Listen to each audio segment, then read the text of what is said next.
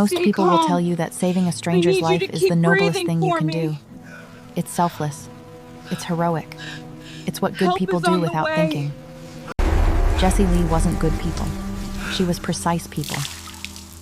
And the difference between good and precise is that good people call 911. Precise people check the wound first, calculate the blood loss per minute, estimate the ambulance response time, in heavy rain on a Tuesday night, in the hills, 7 minutes, maybe 8, and then make a decision that no good person would ever make. That's what Jessie did. She didn't save that man out of kindness. She saved him because she looked at a body bleeding out onto rain-slicked asphalt and saw what she always saw: a problem, a puzzle, a set of variables that her hands and her mind could solve faster than any ER team scrambling through triage protocols. And Jessie Lee hated inefficiency. She'd remember this night for the rest of her life. Not because of the blood. She'd seen blood. Gallons of it. Rivers of it. More blood than most people see water. Not because of the rain hammering against her Mercedes, turning the world into streaks of neon and shadow. Not even because of the way his hand reached out from the gutter, fingers trembling, platinum watch catching her headlights, like a distress flare from a world she didn't belong to. No, she'd remember this night because of his eyes. Because when Jessie knelt beside him, deep teal scrubs already soaking through, braids pulled tight in a bun that hadn't moved a millimeter despite the downpour, diamond studs catching rain like tiny stars against her dark, glowing skin, when she pressed 2 fingers to his neck and felt a pulse that was already a negotiation between life and death. The man on the ground didn't look at her, the way dying men usually look, at the person trying to save them. He didn't look grateful. He didn't look scared. He looked at her like he was appraising her. Sharp features, even smeared with blood and gutter water. A jawline that belonged on the cover of a magazine, not a drainage ditch. His suit, and it was a suit, bespoke, Italian, the kind of silk blend that costs more than most people's rent, was shredded along the left side, and through the torn fabric she could see the wound. Deep, deliberate. This wasn't an accident. Someone had tried to kill this man, and they'd nearly succeeded. His dark hair was matted against his forehead, expensive haircut ruined, and yet somehow, he still looked like what he was, a man who commanded rooms, not begged in gutters. Even flat on his back, bleeding out, those calculating eyes swept over her posture, her hands, the smartwatch on her wrist, the car behind her. He was cataloging her the way a general surveys a battlefield, even as the battlefield was his own failing body. "Don't," he said, through clenched teeth when she reached for her phone. His voice was low, accented, and carried the kind of authority that expected obedience, even from the pavement. No ambulance, no police. Jessie didn't flinch. She didn't even blink. She just tilted her head slightly, the way she did when a patient in the trauma ward tried to refuse treatment, like they were being mildly interesting, instead of dangerously stupid. "You have a 6-inch laceration across your left intercostal margin," she said, her voice calm, clinical, almost bored. "You've lost close to a liter of blood.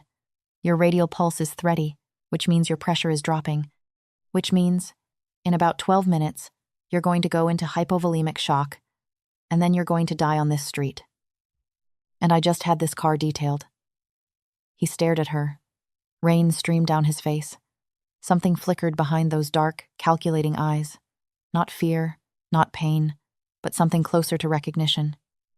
Like he'd just found something he didn't know he was looking for. "Who are you?" he managed. Jessie was already pulling on the nitrile gloves she kept in her center console. Because of course she kept nitrile gloves in her center console. She kept a full trauma kit in her trunk, a hemostatic agent in her glove box, and a detailed mental map of every hospital, urgent care, and veterinary clinic within a 15-mile radius of any route she regularly drove. She wasn't paranoid. She was prepared. There was a difference, and the difference was that paranoid people panicked and prepared people saved lives. I'm the woman who's going to keep you alive, she said. She checked her watch, not because she was rushing, but because she was already calculating. If I call 911, the cops arrive in 5 minutes. They'll take your prints. They'll run your face. Whatever you're running from catches up to you in a hospital bed with an IV in your arm and a badge at the door. She paused, letting that land. His jaw tightened. Good. He was still coherent enough to understand consequences. If I take you with me, Jessie continued, snapping the second glove into place with a sound like a small verdict. You live, but you owe me. The rain fell harder. Somewhere in the city below, sirens wailed for someone else. Roh Hyun-Shik, heir to the Geum-Ryong Clan, chairman-in-waiting of a criminal empire that stretched from Seoul to San Francisco, a man whose name made powerful men go quiet and careful, looked up at this woman. This stranger in designer scrubs, kneeling in the rain with hands steady as stone and eyes that held absolutely no fear. He looked at the Mercedes. He looked at the diamond studs. He looked at the way she held herself, spine straight, shoulders squared, completely in control, like she'd found a king in the gutter, and decided he was just another patient on her rotation. He almost laughed. It came out as a cough, then a wince, then a thin line of blood at the corner of his mouth. Deal, he whispered. Jessie didn't smile. She didn't nod. She just hooked her arms under his shoulders with the efficient strength of a woman who'd moved bodies heavier than his across gurneys for a decade and began dragging him toward the open passenger door. She didn't know his name yet. She didn't know about the Geum-Ryong Clan, or the Iron Tiger faction, or the uncle who'd ordered the blade that carved open his side. She didn't know that by the time she pulled into the underground garage of her high-rise condo, bypassing the doorman, taking the service elevator, laying this stranger out on the pristine white sheets of her guest suite, she would have set into motion a chain of events that would pit her against one of the most dangerous criminal organizations in the Western Hemisphere. She didn't know any of that yet. All Jessie Lee knew, as she slammed the car door shut and pulled back into the rain-soaked night, was that this man's pulse was 52 and dropping. She had exactly 22 minutes to stabilize him, and she hadn't lost a patient in 4 years. She wasn't about to start tonight. Subscribe to see how this unfolds, and comment where you're watching from. I would love to say hello to you, just to know how far our story is going. The underground garage was quiet at 11:47 p.m. Jessie knew because she checked her watch as the Mercedes rolled to a stop in her reserved spot, the engine ticking down like a countdown she was already ahead of. The man in her passenger seat had lost consciousness, somewhere around Mulholland, his head lolling against the leather, blood seeping through the temporary compression bandage she'd fashioned from a microfiber towel and sheer force of will. His pulse was 48 now. She had maybe 15 minutes before his organs started making decisions his brain couldn't override. The doorman was the first problem. Raymond, 62, ex-Marine, sharp eyes, sharper memory. He sat at the front desk of the Alara every night from 10 to 6, and he logged every face that crossed the marble lobby with the quiet diligence of a man who took his job personally. Jessie liked Raymond. She tipped him generously at Christmas. But Raymond was a man who noticed things, and a woman dragging a bleeding stranger through a luxury lobby at midnight was the kind of thing that got noticed, reported, and remembered. So Jessie didn't use the lobby. She pulled the Mercedes around to the service entrance on the building's east side, the one the cleaning crews and catering companies used. The one with the freight elevator that went straight to the residential floors without passing a single security camera that Raymond monitored. She knew this because she'd studied her building's security layout the week she moved in, not because she'd ever planned to smuggle a dying man upstairs. Because Jessie Lee studied everything: floor plans, evacuation routes, camera blind spots, the load-bearing capacity of her balcony railing. Information was control. and control was the only thing that had never let her down. Getting him out of the car was harder than getting him in. Dead weight, almost dead weight, she corrected herself, because he wasn't dead yet, and she refused to let her language get sloppy. Was always harder to manage going vertical. She hooked his arm over her shoulder, braced her legs, and lifted. He groaned, something guttural and foreign, and his eyes fluttered open just long enough for those dark pupils to find her face. "Stay unconscious," she told him. "It's easier for both of us." He didn't listen. Of course he didn't. Even half dead, his body fought her, tried to stand on its own, tried to reclaim some semblance of dignity. His legs buckled after 2 steps. She caught him without comment and kept moving. The freight elevator smelled like industrial cleaner and the ghost of someone's takeout.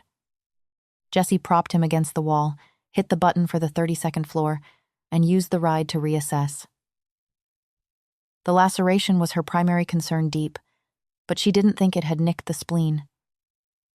If it had, she'd know by now. He'd be gray instead of pale, and his abdomen would be rigid.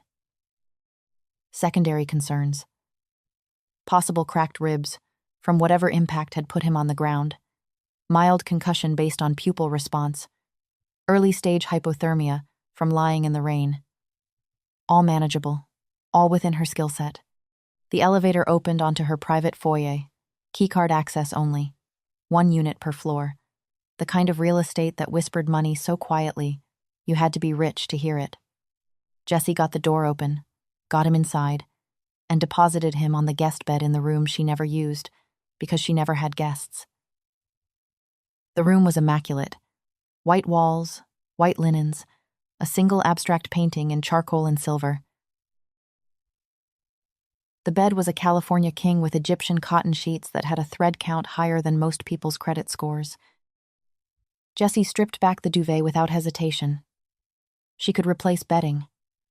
She couldn't replace a man's circulatory system, and laid him flat. Then she went to work. Her medical kit wasn't the kind you bought at a pharmacy. It lived in a brushed steel case in her hallway closet, organized with the same obsessive precision she applied to everything. Surgical-grade sutures arranged by size, hemostatic gauze, a portable pulse oximeter, lidocaine vials, sterile forceps, a battery-operated cauterizer she'd acquired through a colleague who didn't ask questions.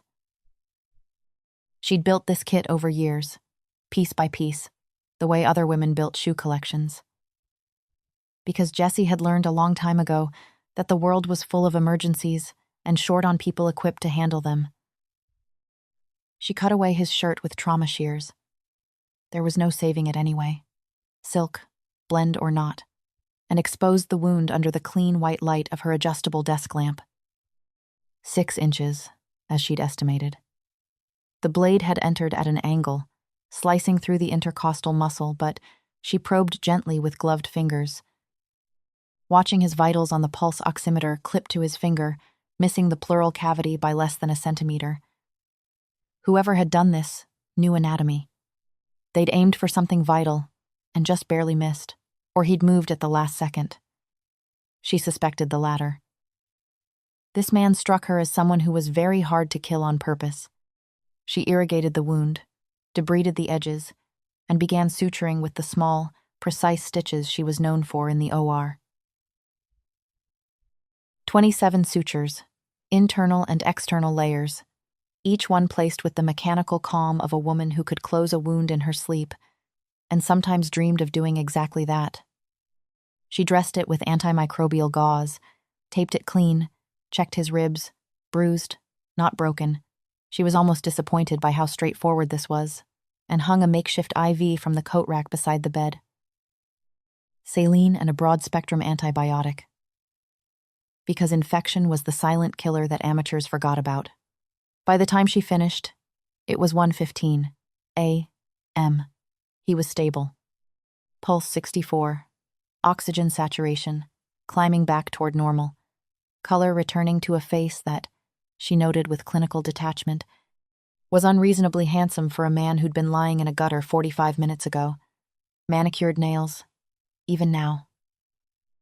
An expensive haircut that probably cost more than her weekly grocery bill, and her grocery bill included high-grade New Zealand lamb and high-altitude Ethiopian coffee beans. Jessie stripped off her gloves, disposed of the biohazard waste in a sealed bag, washed her hands twice, and poured herself the glass of wine she'd been planning on since 6 o'clock that evening. A Burgundy, 2017, because she'd earned it. She sat in the armchair across from the guest bed, crossed one leg over the other, and waited. He woke at 6:23 a.m. She knew because she was already up.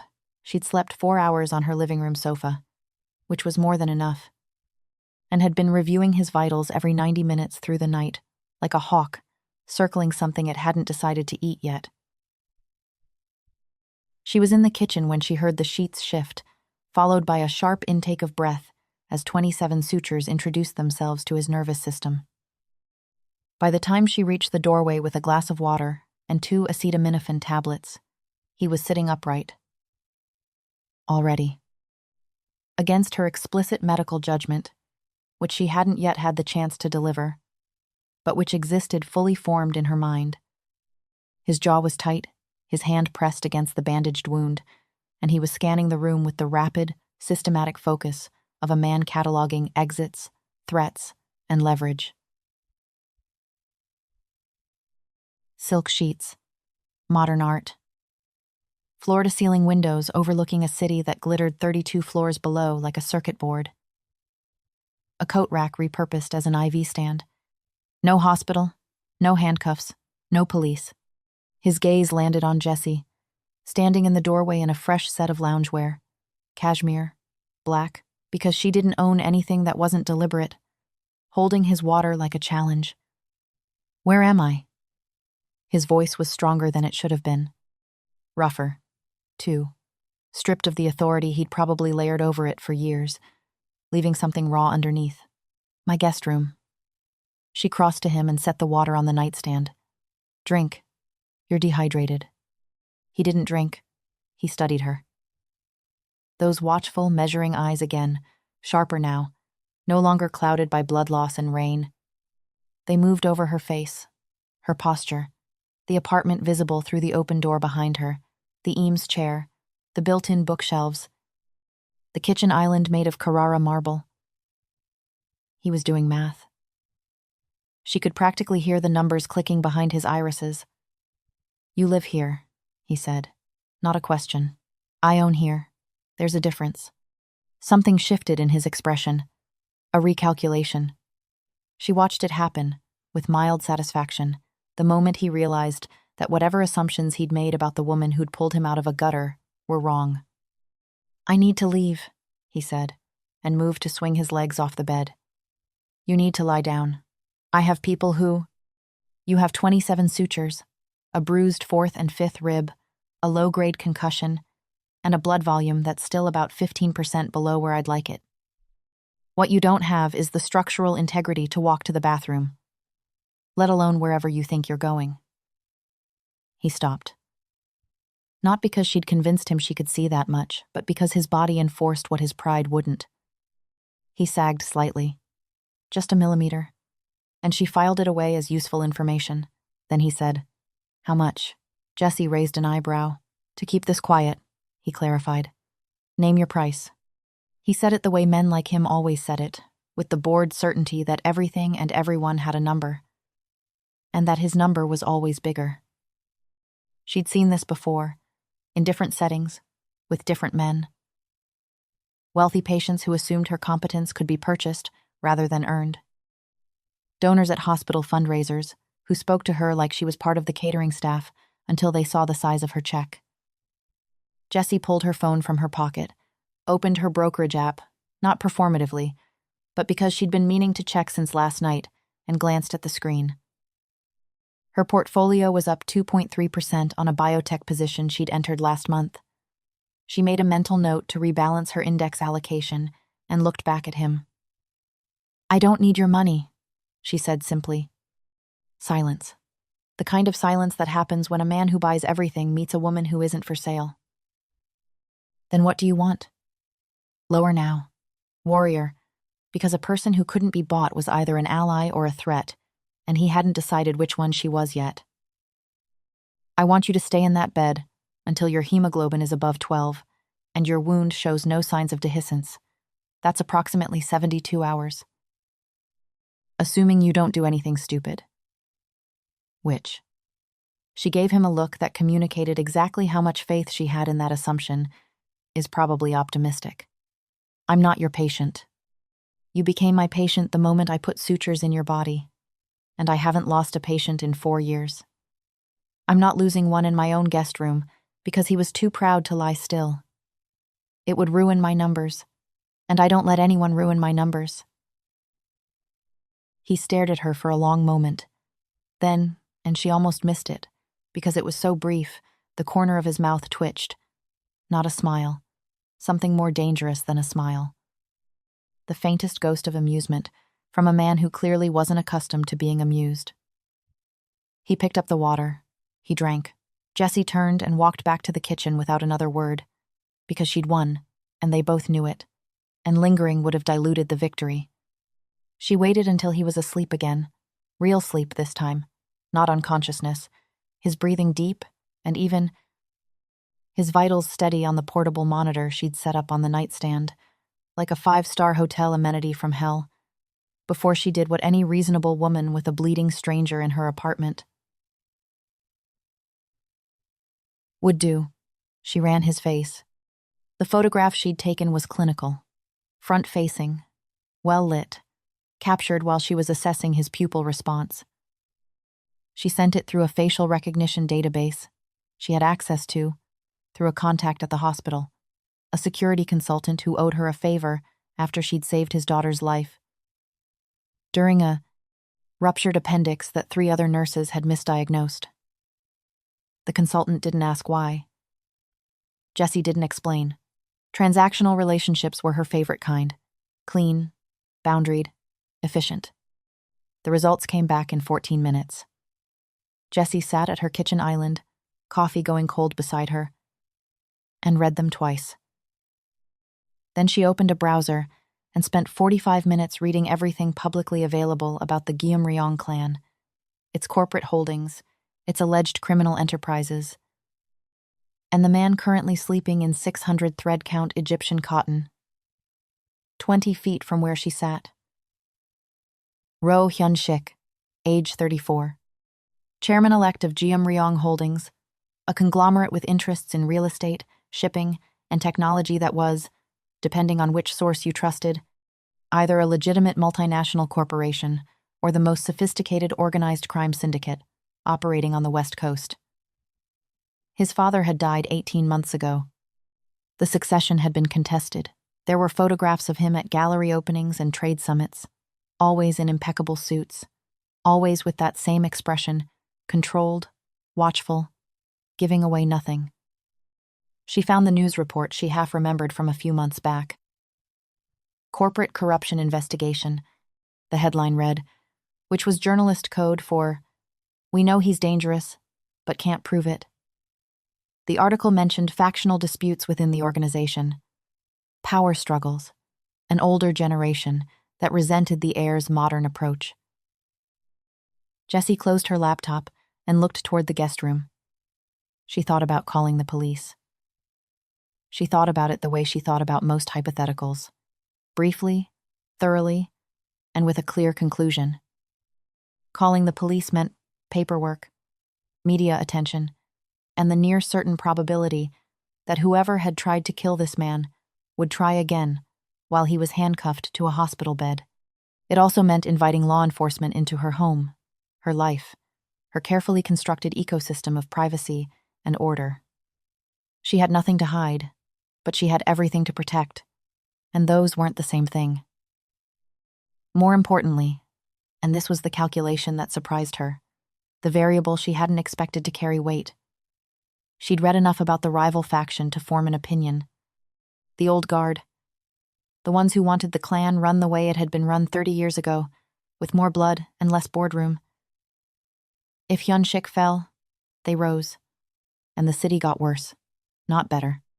Jessie didn't care about criminal politics. She cared about her patients. Her patience came from the neighborhoods those politics touched. She finished her coffee, made a fresh cup, and carried it to the guest room. He was awake again, propped against the headboard, watching her approach with the guarded attention of a man who understood that the balance of power in this room was not in his favor, and was profoundly unused to the experience. Jessie set the coffee on the nightstand beside him. She remained standing. "Roh Hyun-Shik," she said evenly, "chairman of the Geum-Ryong Clan, or chairman-elect, depending on which filing you read." The silence that followed was a living thing. It filled the room, pressed against the walls, and sat between them like a third person. His expression didn't change, not exactly, but something behind it locked into place. A steel door sliding shut behind his eyes. "How?" he said. "One word. Flat. I ran your face through a recognition database. Took about 14 minutes. You're not as invisible as you think you are."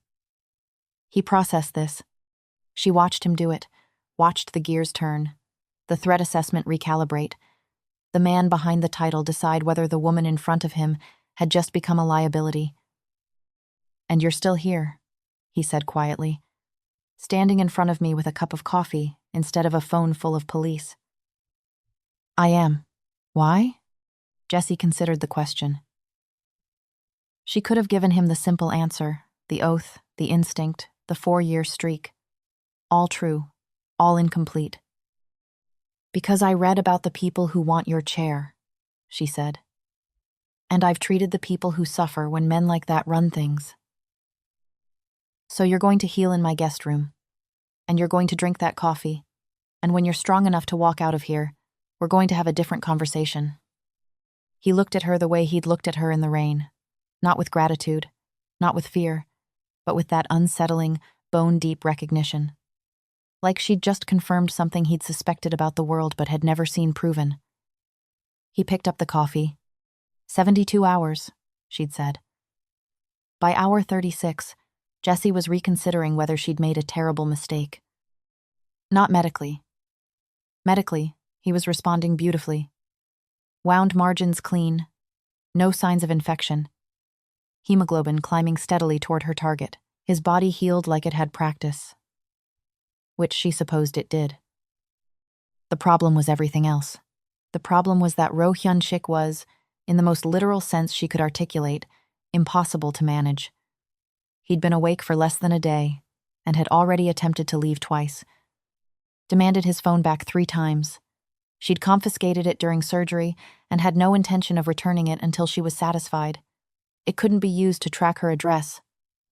And argued with her about every single aspect of his treatment plan.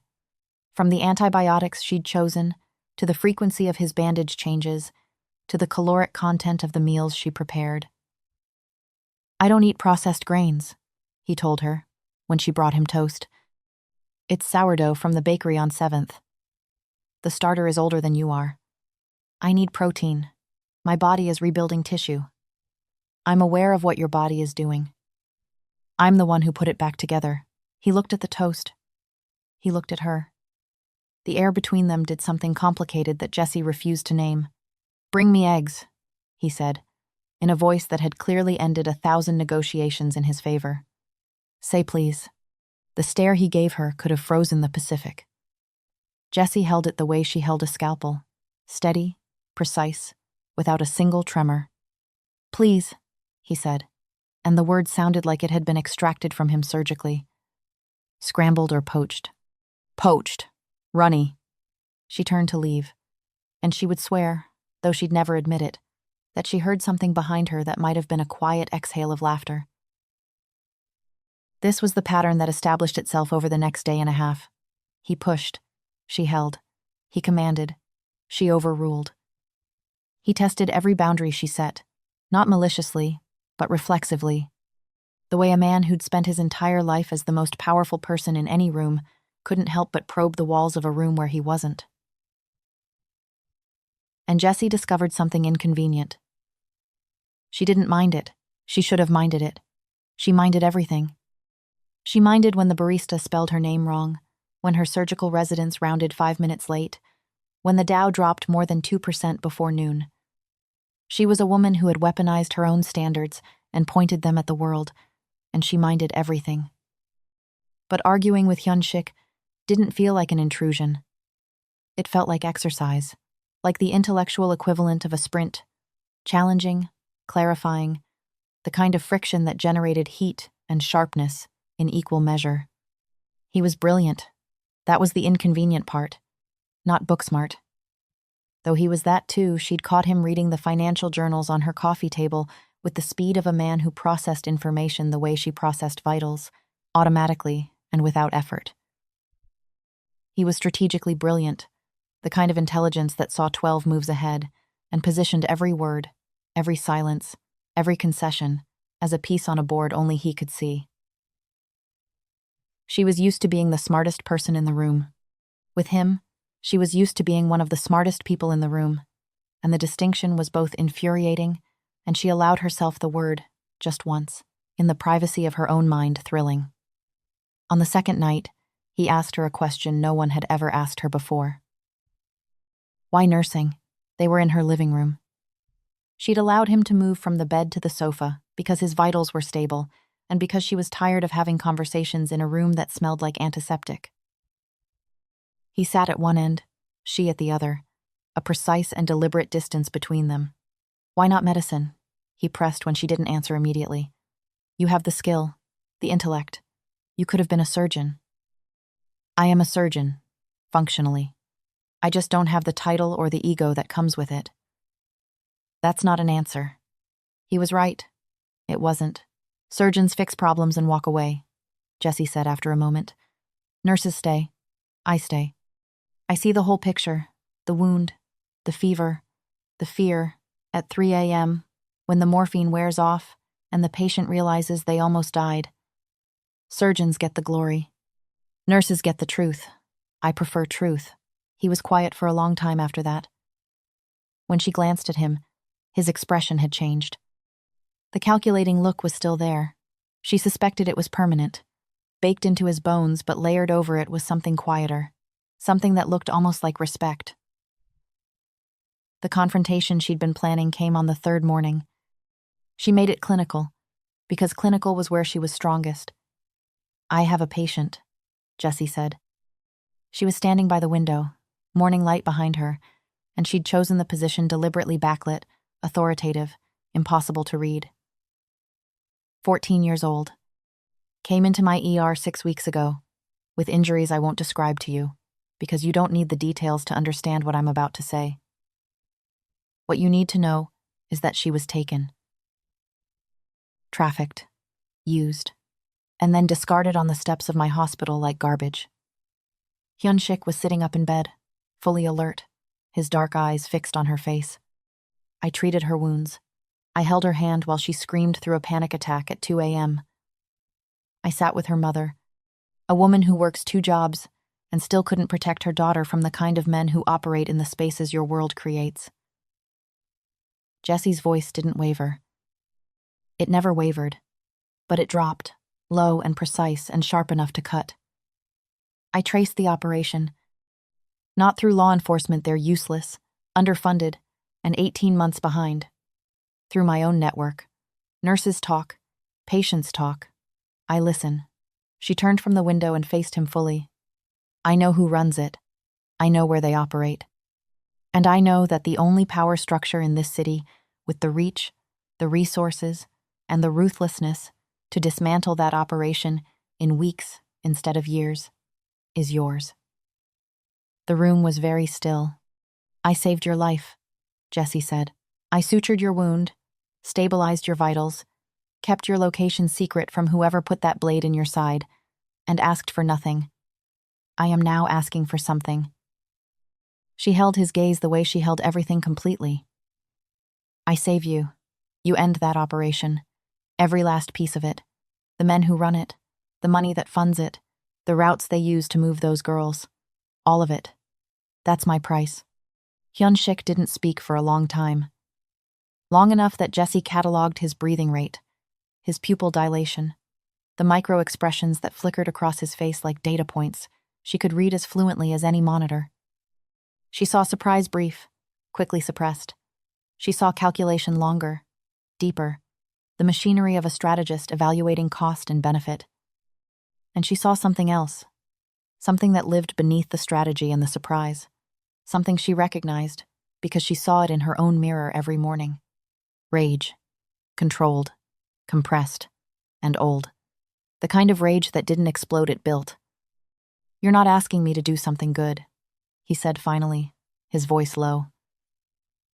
"You're asking me to use everything I am, everything you should despise to do it. I'm asking you to be useful." Another silence. Then something extraordinary happened. Roh Hyun-Shik, heir to the Geum-Ryong Clan, a man whose name alone could empty a boardroom, looked at Jessie Lee, a trauma nurse from the 32nd floor with diamond studs and a god complex and hands that had pulled him back from the dead, and he smiled. It wasn't warm. It was barely even pleasant.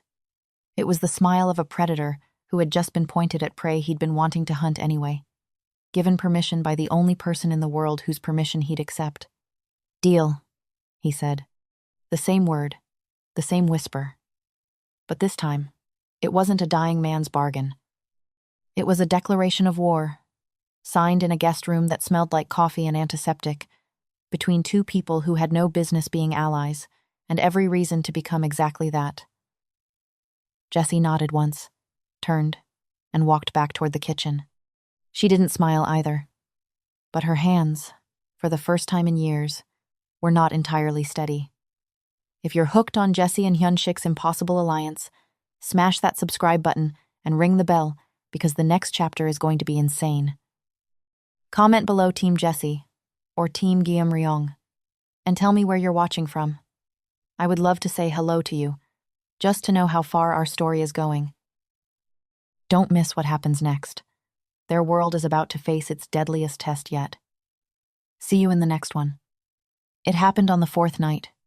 Jessie was in the kitchen at 11:15 p.m., reviewing lab results on her tablet, not his labs, her actual patient's labs, because the world didn't stop turning, just because she'd smuggled a crime lord into her guest suite when the intercom chimed. A soft, polite sound. 2 notes, like a doorbell, designed by someone who thought intrusion should be elegant. She frowned. She hadn't ordered anything. The building's concierge service closed at 10. And Raymond, the night doorman, always called ahead before sending anyone up, because Raymond understood that Jessie Lee did not appreciate surprises the way she did not appreciate inefficiency, tardiness, or men who confused confidence with competence. The intercom chimed again. Jessie set down her tablet, pulled up the hallway camera on her phone. She'd installed a private system, the week she moved in. 4 cameras, military-grade encryption, because the building's security was adequate for most residents.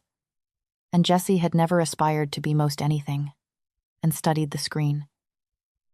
A man stood at her door, delivery uniform, brown package under one arm, cap pulled low.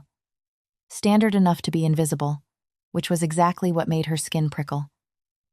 Because Jessie had spent a decade in trauma nursing, and she knew what a body looked like when it was pretending to be something it wasn't. His weight was on the balls of his feet. His free hand hung at his side with a looseness that wasn't relaxed, it was ready, and the package under his arm was the wrong shape for anything you'd actually order. Too flat. Too rigid. She walked to the guest room. Hyun-Shik was awake. She'd noticed he rarely slept more than 4 hours at a stretch, a habit she recognized because it was also hers, sitting up with one of her financial journals open on his lap. "Someone's at my door," she said quietly. "Delivery uniform. He's not delivering anything." The change in him was immediate and total. The man reading about emerging markets vanished, and in his place was something older, harder, carved from a different kind of experience entirely. He swung his legs off the bed smoothly this time, his body nearly healed, the wound reduced to a tight line of fresh scar tissue beneath clean bandages, and his eyes went flat. "My phone," he said. "I told you. I have your phone powered down and wrapped in a signal-blocking pouch in my—" They didn't track the phone. His voice was low, clipped, stripped of every grace note. "Before you bagged it, It pinged a cell tower. That gives them a radius half a mile, maybe less with the right equipment. After that, it's just legwork. They've been canvassing this neighborhood, building by building, for days. Jessie processed this in approximately 2 seconds. Your uncle. My uncle, the intercom chimed a third time. More insistent now. Jessie turned back toward the hallway. Hyun-Shik caught her arm gently, but with a grip that communicated exactly how much force he was choosing not to use. Don't open that door. She looked down at his hand on her arm, then up at his face. This is my home, she said, with the same calm she used when a combative patient tried to pull out their own IV. Sit down before you tear your sutures. She didn't wait for his response. She walked to the hallway closet, the one next to the medical kit, the one where she kept her emergency supplies, which included a flashlight, a fire extinguisher, a Faraday bag, and a compact electroshock device, rated at 1.5 million volts, that she'd purchased after a late-night shift 3 years ago, when a man had followed her to her car in the hospital parking garage. She'd never had to use it. She'd always known she would. Jessie checked the camera feed one more time. The man was still there. He'd shifted his weight. His free hand had moved to his waistband. She disabled the intercom, unlocked the deadbolt, and opened the door exactly 6 inches. The width of the reinforced security chain she'd had installed by a private contractor who specialized in embassy-grade hardware. Can I help you? She said through the gap. Her voice was pleasant. Her right hand, hidden behind the door, held the taser with her thumb on the activation switch. The man smiled. It was the kind of smile that had nothing behind it. Delivery for apartment 32. A. Need a signature. I didn't order anything. It's marked as a gift, ma'am. From... He made a show of checking a label that didn't exist. A Mr. Park. There was no Mr. Park. There was no package. And the way his eyes moved not to her face, but past her, into the apartment, scanning the space behind her. The way a predator scans a tree line, told her everything she needed to know. Wrong apartment, Jessie said, and closed the door. Or tried to. His hand shot through the gap. Fast. Practiced. The fingers caught the edge of the door and pushed, and the security chain groaned against its anchor, but held, because Jessie had paid for the kind of chain that held. Ma'am, I just need you to. Jessie drove the taser into the back of his hand. The sound was brief and ugly, a sharp electrical crack, followed by a noise from the man that was more animal than human. His hand spasmed and withdrew. She heard him stagger, heard something clatter to the floor on the other side the package, or whatever was inside it, and then she slammed the door, threw the deadbolt, and engaged the secondary lock she'd never told anyone about. The one recessed into the doorframe that required a key she wore on the same chain as her hospital badge. She checked the camera. The man was on his knees in the hallway, cradling his hand. After 8 seconds, she counted. He picked himself up, retrieved the package, and walked to the service elevator without looking back. He moved quickly, but not panicked. Professional. A man completing a reconnaissance mission that had just been downgraded from entry to confirmation. Jessie exhaled. Once. Controlled. Then she called down to Raymond. Raymond, there was a man in a delivery uniform on my floor. He's heading down the service elevator now. He wasn't authorized, and he wasn't invited. I want the service entrance code changed tonight, and I want the camera footage from the last hour preserved. Raymond, to his eternal credit, didn't ask questions. Yes, Miss Lee. Done. She hung up and walked back to the guest room.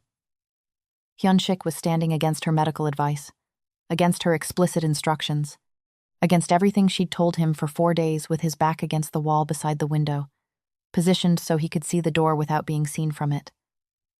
A tactical position. Muscle memory from a life she was only beginning to understand. The scope of. He's gone, she said. He'll be back. Not him, someone else. Better. Then I'll be ready. Again. Hyun-Shik looked at her. Really looked at her. The way he'd looked at her in the rain that first night, not assessing, not calculating, but something rawer than either. Something that had no place in the eyes of a man like him. "You tased him," he said. "I tased him." Through a 6-inch gap in a security chain. The gap was sufficient. The chain held. The taser connected. Efficiency. He stared at her for another long moment, and then he did something she'd never seen him do. He laughed. Not the ghost of amusement from their earlier sparring, not the controlled twitch of a lip. An actual laugh, short, surprised out of him, like she'd cracked open something. He kept sealed, and in the sound of it, Jessie heard exhaustion and admiration, and something dangerously close to wonder. "You are," he said, "the most terrifying woman I have ever met." "Good," Jessie said. "Now sit down before I tase you too." He sat down, but not in the guest room. He walked slowly, favoring his left side but no longer needing to the living room, past the kitchen, and out through the sliding glass door onto her balcony. She followed because she was monitoring his recovery and not for any other reason. And when she reached the balcony, he was leaning against the railing, looking out at the city like a man surveying a kingdom he wasn't sure he wanted to reclaim. The night air was cool and clean, washed by the rain that had been falling intermittently all week, as if the sky itself was trying to rinse the city of whatever stained it. The skyline glittered. 32 floors below, the streets hummed with the quiet industry of a city that never fully slept, only dozed. Jessie went back inside, poured 2 glasses of the Burgundy, the good one, the 2017, because if tasing an intruder through a door chain didn't justify opening a second bottle, nothing did, and brought them out. She handed him one without comment. He took it without thanks. They stood side by side at the railing, a careful distance apart, and drank in silence. It was Hyun-Shik who spoke first. "My father built the clan into what it is," he said, his voice low enough that the city couldn't hear. Not the violence that was already there. The structure, the legitimacy, the idea that power could be exercised with precision instead of brutality. He paused. He died 18 months ago. Heart attack. The most ordinary death imaginable, for the most extraordinary man I've ever known. Jessie listened. She was very good at listening. Better, perhaps, than she was at anything else, though she'd never put it on a resume. His brother, my uncle, believes I inherited the position without earning it, that I'm too modern, too clean, too willing to sit in boardrooms when I should be sitting in rooms with no windows. He took a drink. He may be right about some of it. I have no interest in being what the clan was. I have every interest in being what it could become. And the knife in your side was his argument against reform. His opening statement. Yes. The city lights shimmered. Somewhere far below, a siren wailed and faded. "Why don't you walk away?" Jessie asked. Not a challenge, a genuine question. Asked the way. She asked patients about their pain, clinically, but with the understanding that the answer mattered. He turned his head to look at her. "Why don't you?" "From what?" "From all of it. The shifts, the blood, the 14-year-old girls broken by the world. You're wealthy. You could retire tomorrow, move somewhere warm, never touch another wound."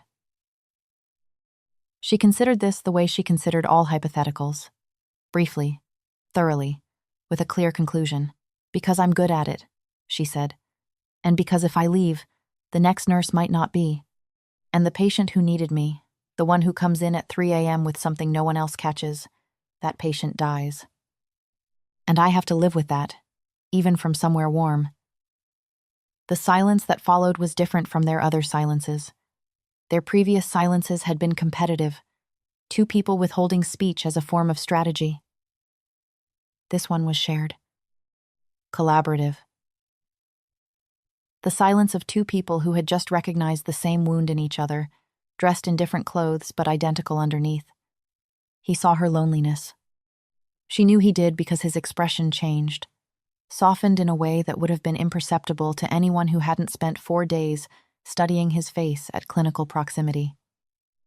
The fierce independence, the pristine apartment, the life calibrated for maximum self-sufficiency and minimum exposure, he saw it for what it was. Armor. Beautiful, functional, load-bearing armor. And beneath it, a woman who hadn't been touched, really touched, not by hands, but by understanding, in longer than she cared to calculate. She saw his exhaustion. Not the physical kind that she'd already treated. The other kind. The weariness of a man who sat at the top of a structure that demanded everything and offered nothing except more of itself. Who trusted no one, because trust, in his world, was a weapon others used against you. Who carried the weight of a legacy he hadn't chosen and a future he was building alone. In a language of power that had no word for companionship. They were the same. That was the terrifying, undeniable, mathematically precise truth of it. Two people who had mastered their respective worlds so completely that they'd forgotten what it felt like to exist in someone else's, and who now stood on a balcony, 32 floors, above a city that belonged to neither of them and both of them, holding glasses of wine they weren't really tasting. Because the thing they were actually tasting was the unfamiliar, almost painful sweetness of being known. Jessie didn't remember which of them moved first. She'd replay this moment later in the operating room, in her car, in the quiet hours before dawn, when the city was silent and her mind was not, and she'd never be able to determine the precise sequence, whether he turned toward her or she turned toward him. Whether it was his hand that found the curve of her jaw or her fingers that closed around the lapel of the robe she'd lent him, what she remembered was the kiss. It was not gentle.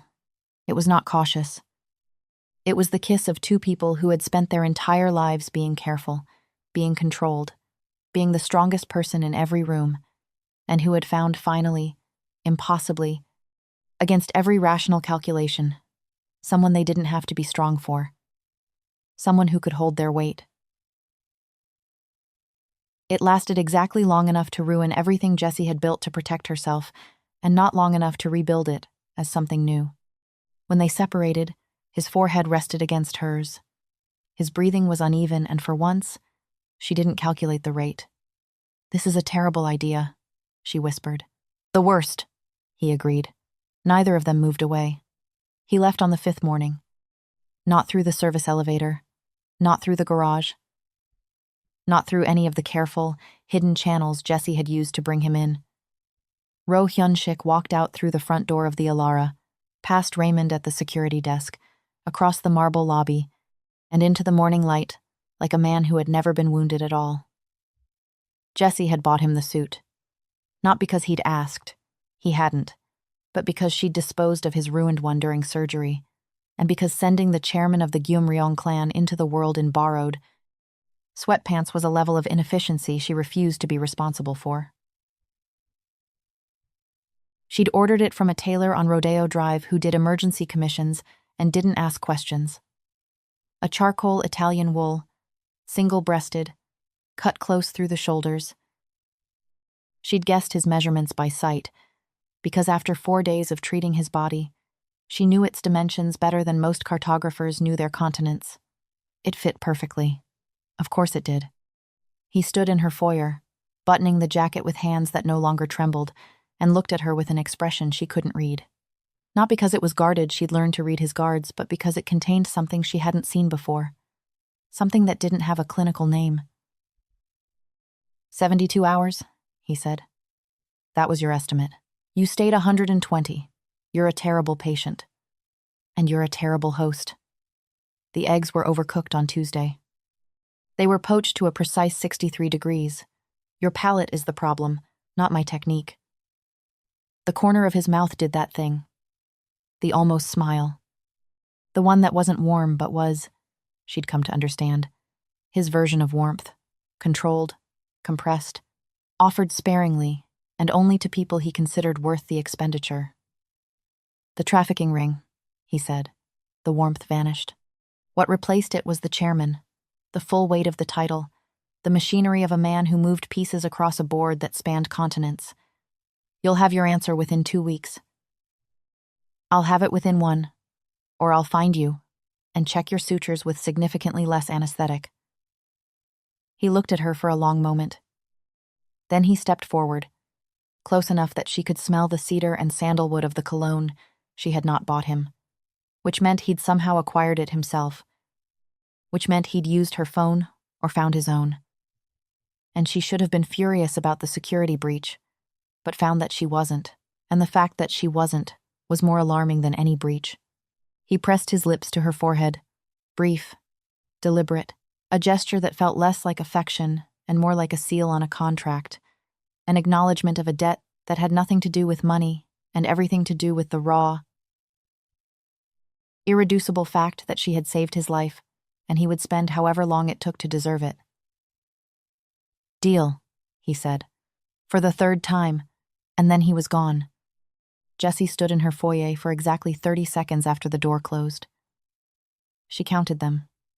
Then she cleared the guest room, stripped the sheets, sterilized every surface, and drove to work. She did not think about the kiss. She did not think about the way his forehead had felt against hers. She absolutely did not think about the empty space on the balcony where he'd stood, or the way the railing still held the warmth of his hands in the morning sun. She thought about her patients. She had rounds at 8, 3 weeks passed. Jessie returned to her shifts, her routines, her precisely calibrated life. Except now, there was a hairline fracture running through all of it, invisible to everyone but her. She changed the service entrance code twice more. She moved his confiscated phone to a safe deposit box downtown. She slept with the taser on her nightstand and told herself it was precaution, not paranoia. He called once, 2 weeks after he'd left, from a number she didn't recognize. The conversation lasted 90 seconds. He told her the gala was where it would end. She said she understood. Neither of them said anything else, because everything else would have required a vocabulary they hadn't built yet.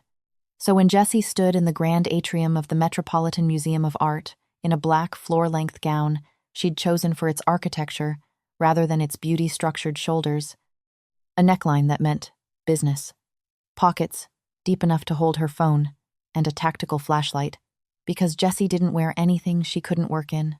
She was not there to socialize. She was there to finish what they'd started. The annual Mercy Foundation Gala was the kind of event where the city's elite gathered to congratulate themselves on their generosity, while drinking champagne that cost more per glass than most of their beneficiaries earned in a day. Jessie attended every year not for the champagne, though it was excellent, but because she was a donor, a board member, and one of the few people in the room who had actually touched the suffering these galas claimed to address. She had donated, as she did every year, a substantial sum. She had also donated, through a separate and entirely untraceable channel, 6 cases of medical supplies, to be stored in the museum's loading dock for the evening. The cases were labeled as emergency kits, a standard provision at large-scale events. Unremarkable, unexamined. What they contained, in addition to the standard gauze and defibrillator pads, was considerably more useful. 2 compact handguns, disassembled into components that looked like orthopedic tools to anyone who didn't know better, along with zip ties, a taser, and 3 smoke canisters, disguised as aerosol antiseptic sprays. Packed with the kind of precision that would have impressed any field medic and most arms dealers. She hadn't told Hyun-Shik about the supply cases. She hadn't needed to. 90 seconds on the phone had been enough. He'd told her where, and she'd handled the how. Because Jessie Lee did not walk into any room without knowing where the exits were, what the threats looked like, and what she had access to if the exits closed. He arrived at 9:15. She saw him before he saw her, or so she thought, until his eyes found hers across the crowded atrium with the unerring accuracy of a missile, and she realized he'd known exactly where she was standing from the moment he'd entered the building. He wore a black suit that made the one she'd bought him look like a rehearsal. His hair was perfect. His face was composed. He looked like what he was, a man walking into a room he intended to leave as its undisputed ruler, or not leave at all. He nodded to her. 1 degree of inclination. She returned it. Then they moved through the gala separately, because they'd discussed nothing and planned everything and understood each other with the kind of fluency that terrified them both. Hyun-Shik's uncle was already there. Jessie identified him from the photographs she'd studied older. Heavier, with a face like a clenched fist, and the kind of smile that concealed more than it revealed. He stood near the east wing, flanked by men who weren't admiring the art. The trap sprung at 9:47 p.m. The lights didn't go out that would have been crude, and the uncle, whatever his flaws, was not crude. Instead, the security system engaged with a soft electronic tone, and every exit in the building sealed simultaneously. Electromagnetic locks. The kind that couldn't be forced without cutting power to the entire block. The guests didn't notice immediately. The music continued. The champagne flowed, but Jessie felt the shift, the way she felt a patient's vitals dropping before the monitors caught up. And across the room, she saw Hyun-Shik's posture shift from guest to general in the space between heartbeats. The uncle's men moved first, 6 of them, emerging from the crowd like sharks surfacing, converging on Hyun-Shik's position near the central fountain with the unhurried confidence of professionals who believed the outcome was predetermined. They were wrong about that. Jessie was already moving toward the loading dock. She walked quickly, but didn't run. Running caused panic, and panic was the enemy of precision. She reached the medical supply cases in 45 seconds, opened the third one from the left, and assembled what she needed in under a minute. She'd practiced this. Late at night, in her apartment, with the curtains drawn, because Jessie didn't do anything she hadn't rehearsed.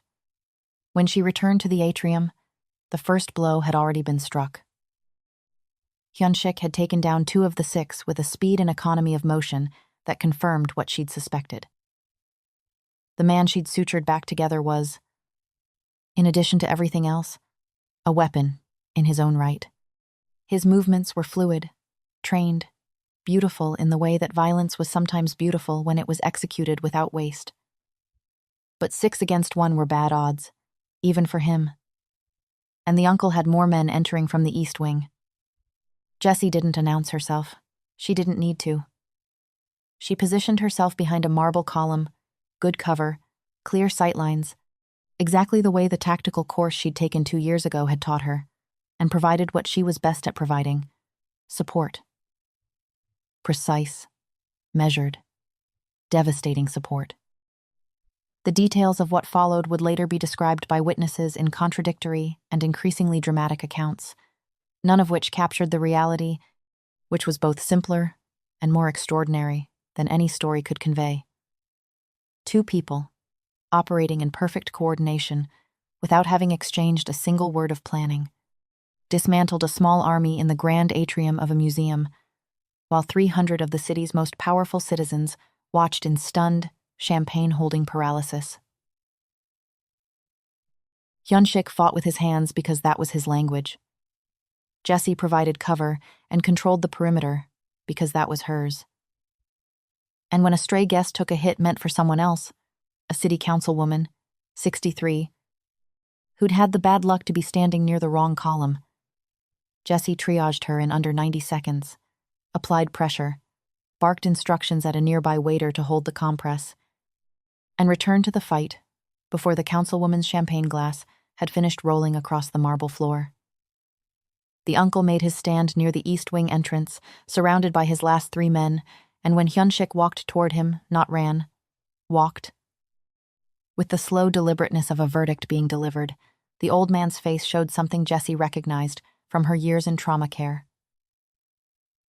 The look of a person who has just realized, with absolute and irreversible clarity, that they have miscalculated. What passed between uncle and nephew was spoken in Korean, low and fierce, and Jessie didn't need to understand the words to understand the meaning. The uncle had bet on the old ways: blood, fear, brute force, and the nephew had answered with something the old man hadn't accounted for: allies who couldn't be bought, loyalty that wasn't transactional, and a woman with steady hands who'd chosen his side not because she feared him, but because she respected what he was trying to become. The authorities arrived 22 minutes after the locks were overridden by the museum's backup systems. By then, the uncle's men were restrained with zip ties that Jessie had packed in the medical cases because she believed in thoroughness, and the uncle himself was seated in a chair with the resigned stillness of a man who understood that his chapter was over. Hyun-Shik stood in the center of the atrium, suit torn at the shoulder, a cut above his eye that Jessie was already mentally suturing, surrounded by 300 witnesses who would never forget what they'd seen and would spend years disagreeing about what it meant. His lawyers would handle the rest: the police statements, the security footage, the careful reshaping of the evening's narrative into something the district attorney could file and forget. 300 of the city's most powerful people had just watched a man defend their lives, and powerful people had short memories for inconvenient details. He looked at her across the room. She looked at him. And in that look was everything. Neither of them had said: the balcony, the kiss, the deal made in a guest room that smelled like antiseptic, the understanding that they had built something neither of them had planned for, and neither of them intended to let go. 6 weeks later, the trafficking ring was gone. Jessie learned about it not from Hyun-Shik. He communicated through actions, not announcements, but from the absence. The patients stopped coming. The specific pattern of injuries she'd been tracking, the ones that told a story of captivity and exploitation in a language only medical professionals could read, simply ceased. Then came the confirmations, quiet and indirect. A colleague in social services mentioned that 3 safe houses had received a sudden influx of rescued girls, transported by men who gave no names and asked no questions. A detective she knew from the ER told her, off the record, that an entire trafficking network had been dismantled from the inside. Warehouses raided, accounts frozen, 6 arrests made in a single night. The detective couldn't explain how. Jessie didn't need him to. The pipeline had been severed. The roots collapsed. The men who'd run it disappeared into the kind of silence that suggested they would not be reappearing. The 14-year-old girl was recovering. Slowly, imperfectly, in the way that broken things mend when they're given time, and hands that know how to hold them without pressing too hard. Jessie visited her every Thursday, bringing books and the quiet, fierce companionship of a woman who did not make promises she couldn't keep. Hyun-Shik's uncle was dealt with through channels. Jessie deliberately did not investigate. She understood that her world and his world overlapped in certain places and diverged in others, and she had the wisdom to know which territories were hers and which she would leave to him. What she knew was this: the uncle was no longer a threat. The Geum-Ryong Clan was no longer divided, and Roh Hyun-Shik sat at its head with the uncontested authority of a man who had survived the worst his own blood could do to him and emerged not just intact, but transformed. The orchid arrived on a Tuesday. Jessie was at her desk in the trauma ward, reviewing charts, when a nurse's aide brought it in a single stem in a crystal vase, pale and extraordinary. The kind of flower that didn't exist in ordinary greenhouses. No card, no note, no name, just the orchid, sitting on her desk like a quiet declaration in a language she'd only recently learned to speak. She looked at it for a long time. Then she finished her charts. That evening, as she was walking to her car in the hospital parking garage, the same garage where she'd always felt most like herself, solitary and purposeful in the fluorescent quiet, a black car was waiting. Not a Mercedes. Something larger, armored, with tinted windows and the quiet menace of a vehicle that belonged to someone who no longer needed to announce his arrival because the world announced it for him. The rear door opened. Hyun-Shik stepped out. He wore a suit she hadn't bought, navy, impeccable, with a pocket square that probably cost more than her taser. His hair was perfect, The cut above his eye had healed into a thin line that would fade in time but never quite disappear, and she found she was glad about that. It was proof. Evidence that the impossible thing that had happened between them had, in fact, happened. He didn't say hello. He didn't explain. He simply stood by the open door, looking at her with those dark, unwavering eyes that she now understood weren't cold at all. They were focused. The way a man looks at the one thing he's decided matters more than everything else. The way Jessie herself looked at a wound she intended to heal.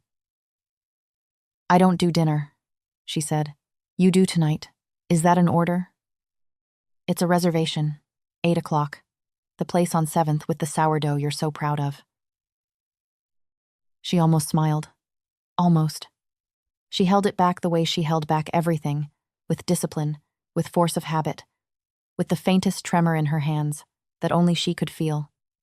"You remembered the sourdough."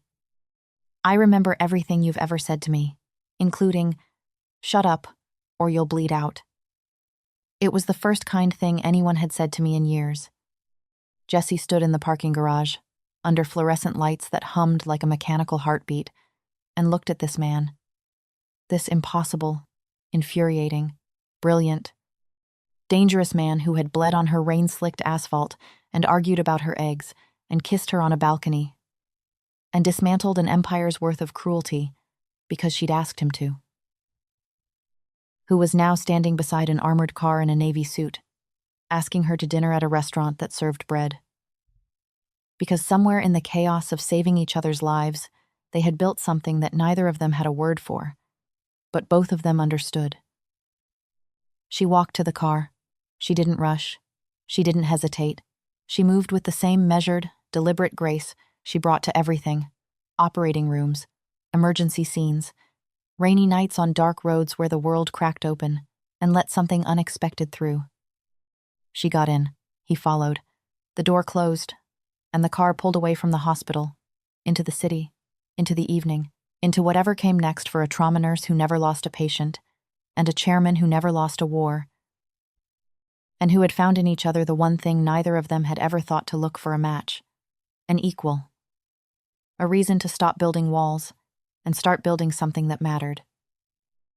Behind them, on the 32nd floor of the Alara, the guest room sat empty and immaculate, sheets changed, surfaces sterilized, every trace of his presence erased, except for one: a faint mark on the balcony railing, where 2 glasses of Burgundy had sat side by side on a night when the city glittered below, and 2 people, who had no business falling for each other, fell anyway, not suddenly, not recklessly, but with the slow, irreversible precision of a suture pulling a wound closed. Stitch by stitch, until it held. Can Hyun-Shik hold his empire together now that his uncle knows exactly where he's been hiding and exactly who's been hiding him? And what happens when the most dangerous clan in the city discovers that the woman who saved their chairman isn't just a nurse? She's the one pulling the strings. Smash that subscribe button and turn on notifications, because you do not want to miss what happens next. This story is about to get even more twisted. Drop a com. Do you think Jessie and Hyun-Shik's alliance can survive when both their worlds collide at the gala? Like this video if you're obsessed with this impossible partnership that keeps getting more dangerous. The next chapter drops soon, and trust me, you are not ready for the truth about who really ordered that blade. Tell me where you're watching from. I would love to say hello to you, just to know how far our story is going. See you in the next one. If Jessie lets him walk out that door alive.